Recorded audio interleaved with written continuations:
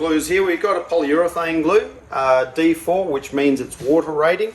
It's suitable for internal and external. We also have a PVA.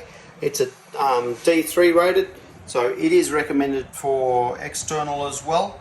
I prefer the polyurethane glue. It is a glue that will not come apart and gives you a sense of waterproofing as well as joint filling.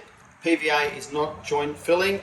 Very good for putting chairs together, things that you may in the future want to pull apart. Polyurethane will not come apart in the future.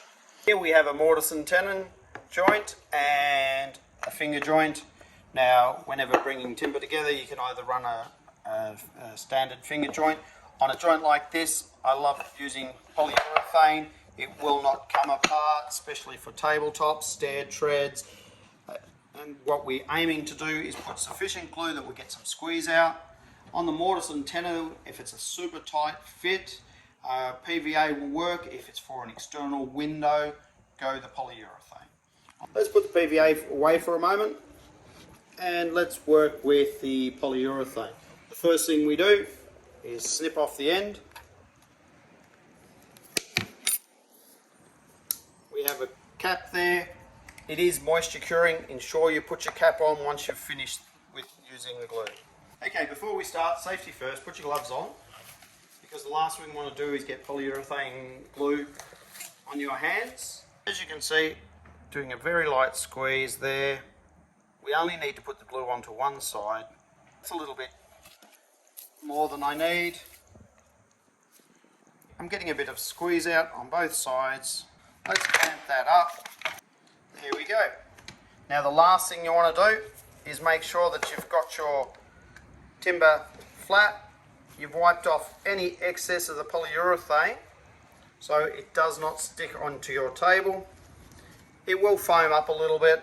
I actually leave that sitting on a piece of foil or a piece of cloth so that I can actually take that off tomorrow. That will then sand up nicely. Okay, we're going to use the AD317 PVA. PVA, a lot easier to use, water wash up. Don't be scared to ensure that you've got it everywhere. I like to make sure, either with your hands, fingers, just brush it on so that you cover the whole mortise and tenon. Most carpenters wouldn't bother using a brush. They'll just worry about the squeeze out, making sure they've got a good amount of glue. You can wipe off the excess.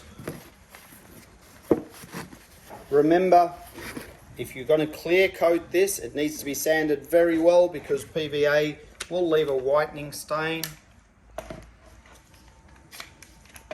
We'll just clamp this up, get that squeeze out, wipe off the excess now. Leave that overnight, good to go.